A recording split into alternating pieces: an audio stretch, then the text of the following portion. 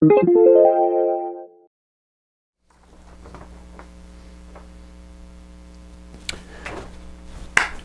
peeps. Blah, blah, blah. I'd like to introduce you to your analysis and performance task,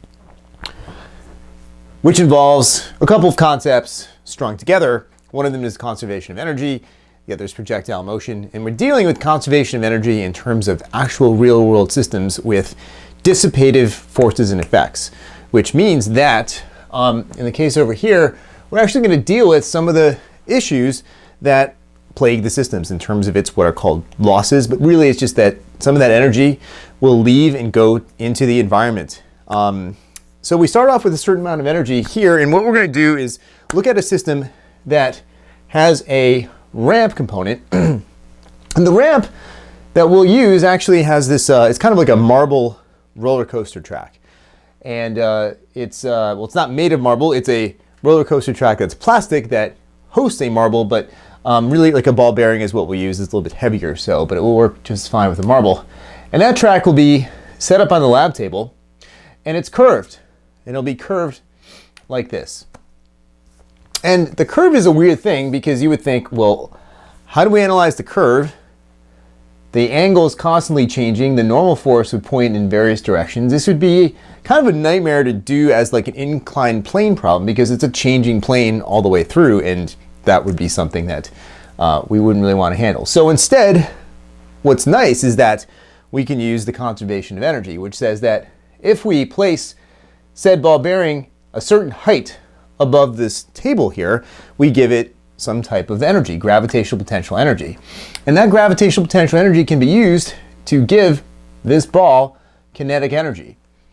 And with that kinetic energy, it's going to move because that's what kinetic energy is. It's the energy of motion, and it will reach the end of the ramp. And all that's going to happen here, while it's moving, it's going to gain velocity. And in theory, it would be nice if all of that velocity, all that kinetic energy were converted from this gravitational potential energy. So by the time it reaches the end over here, we easily can determine what the velocity of the projectile is, at which point it will fly off the table. This is now a horizontal projection. What the ramp actually does for us is just change the direction of the ball so that it can be projected horizontally. But the energy concepts will allow us to find out what the velocity should be. Once we find that velocity, we should be able to also predict where it lands, because now this is a projectile problem that we did in quarter one. And so we have a height dy for the table, and we've got the horizontal range dx, like that. So basically your task is as follows. We want to analyze the percentage of energy a ball bearing rolling down this track dissipates into the environment. So in the real world, it's not quite this simple. We can't just make that calculation and believe that all of that energy we begin with in the form of gravitational potential energy goes into the kinetic energy in order to fly off the table. Something's going to happen. Some of the loss is that the track itself will have some friction, of course. So friction, as you know, generates heat. So there's a loss to the environment that way. The track will create some noise. They'll be shaking. The track may actually move a little bit. There'll be vibrations.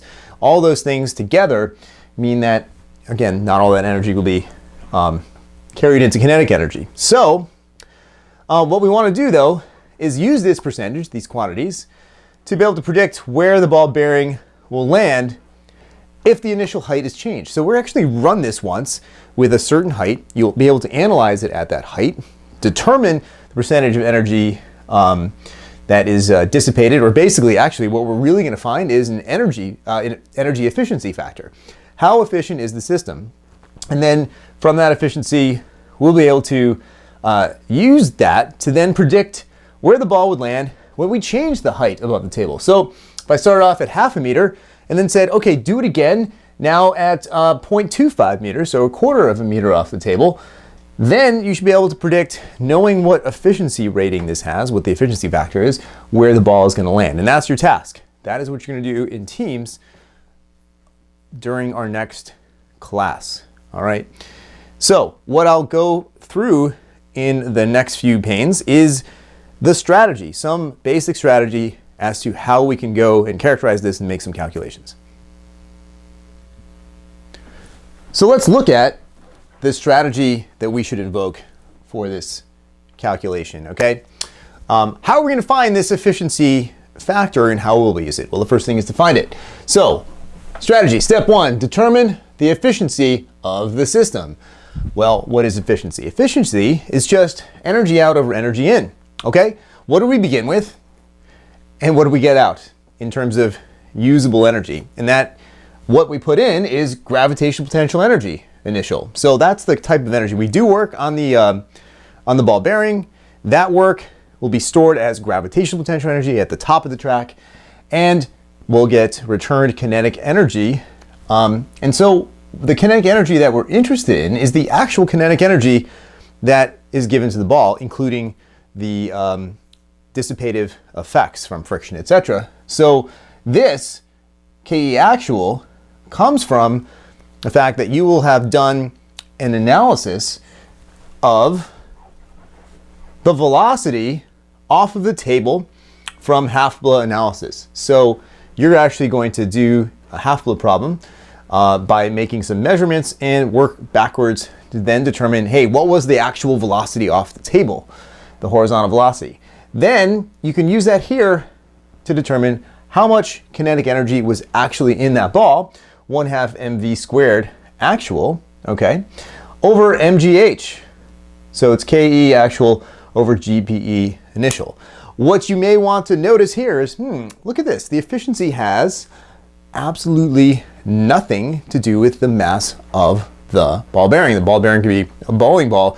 It could be a tiny little pebble. It doesn't matter because mass is in the numerator, mass is in the denominator.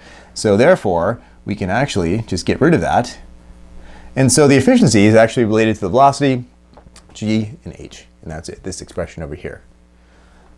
Calculate efficiency, we'll use it in the next step to be able to determine the distance that the ball will actually go when we change the height. So step two of our strategy to use that efficiency and be able to calculate where the ball should land when we change the height is as follows. Well, we want to determine the kinetic energy, the actual kinetic energy that we believe it to be at the new height. And then actual kinetic energy is one that includes all the dissipative forces and effects. And that's taken into account by the fact that we calculated the efficiency before. So all we'll do is use that efficiency factor, multiply it by the GPE at the new height. So if we change our new height, like I said, to 0.25 meters, we would take the efficiency we determined from before and multiply it. That would be the actual kinetic energy given to the ball. Okay, if we have the actual kinetic energy, including all those losses, well, I should say dissipative effects, they just dissipate into the environment. They don't really, it's not really lost, but it's not going into the ball. What we want to do at that point is solve for velocity actual at the new height. So we know the kinetic energy is 1/2 mv squared. Go for it. Solve for the velocity, all right? We want to use this velocity, which is the predicted new horizontal velocity off the table. So that ball will come down the ramp, and then skip off the table, projected horizontally. What we want to do is, again, use the Half-Blood physics techniques. Now, you can use and leverage some of the calculations that you made before. But because you analyzed the height of the table, you'll probably be able to use that in some capacity to help you determine this very quickly. So you use this velocity, which is that predicted horizontal velocity of the ball bearing off the table, and use Half-Blood physics techniques to then determine the dx, which is the range of the ball bearing. So that ball bearing flies off the table, and if you calculate the range dx, that's where it should land. We'll place a cup there, and it will have, I don't know, last time we did this, it had fish rocks or something that would go, psh, okay? And then we all rejoice and we celebrate, and then it's a fabulous thing. Physics works, and we all know that we can combine two awesome concepts together: conservation of energy, actually in the, well, dissipative effects, efficiencies, and also projectile motion. And we're gonna do it. We're gonna do it in teams, and there'll be a mess all over the floor when you spray fish rocks everywhere. It'll be a wondrous thing to do. All right, and you wanna capture that, all that stuff on camera for Edmodo. It'd be beautiful to see the psh, okay, we'll post that for everybody to see. Right on, looking forward to it. Our last little tidbit for the year of 2014, moving on to 2015. It's been great so far. It's a good way to wrap it up, and we'll do some fun things after. Yes. This is fun. This is pretty fun as it is, but we'll do some fun things. All right, good. More ad.